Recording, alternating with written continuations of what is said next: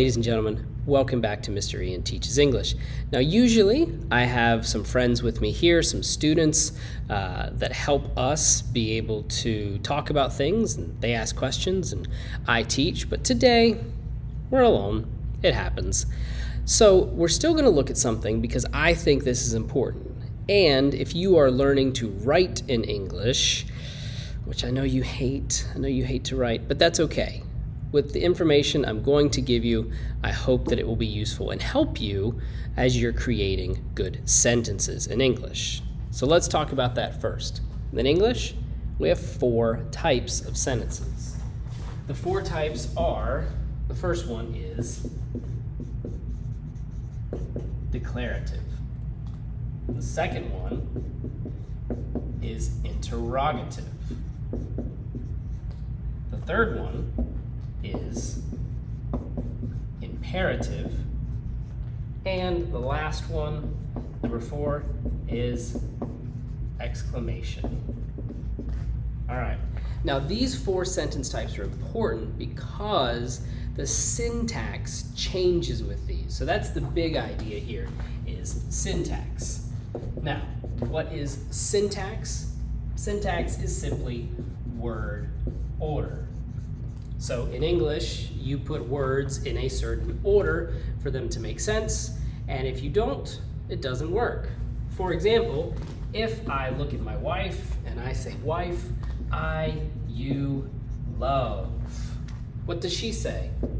She says, I don't know what you're talking about, because this is not the right word order. This is not the right syntax.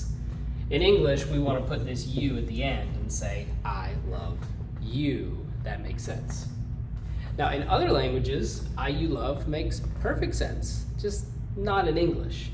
So understanding these 4 types of sentences and these 4 syntaxes will help you create better sentences. Now, declarative sentences, these are the most common. These are the ones that you probably use all the time. And these are just the information sentences. This is when you say something, all right? Declarative sentences follow the syntax of subject, verb, object. And that's probably what you've already learned. I love you, I'm giving information, subject, verb, object.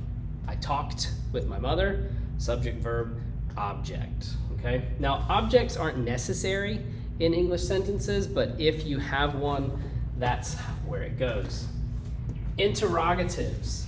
Interrogatives are questions. And this is where students become a little confused because for questions, we actually put our verb in front of our subject. All right? Now, we don't put all of the verb. If we have multiple parts of the verb, we'll put the first verb in the beginning, the subject is second, and then we'll follow it with an object. But this is the important idea here. Notice, the subject is before the verb when you're giving information. When you're asking for information, the verb is before the subject. All right? Now, this is important. I have a lot of videos on creating questions. If you want to look at those, I think it'll be useful for you. Imperatives. Imperatives are commands or instructions. Instructions. And these have a syntax that is completely different because we start with the verb and then we go to the object. What's missing here? There's no subject. Now, the idea here is in English, there's like an understood subject. You is understood to be the subject, but when we give commands, when we give instructions, we start with the verb. And even easier, you don't need to think about the verb because we start with the base verb. So, go home, listen to me, talk to your dad, clean your room. We start with the base verb, and then we have an object after it if we need to. But remember, you don't always have to have an object.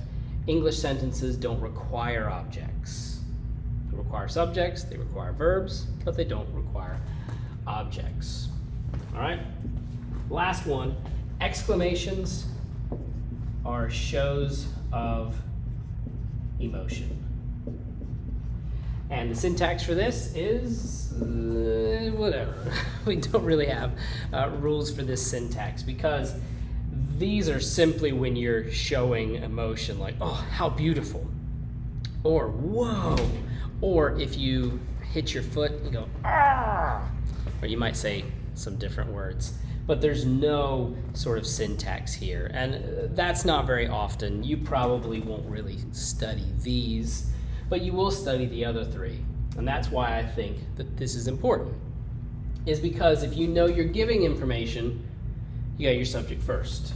You know, if you're asking a question, your verb comes first. And if you are giving a command, your verb comes first and you don't use a subject at all. These are what I call the 4 types of sentences. Now, go check out my other video, which is connected to this one, that talks about the 4 structures, because that's also important. And go ahead and in the comments, try out these types and see if you can create them and tell me what they are. I'll let you know. Thanks for being here.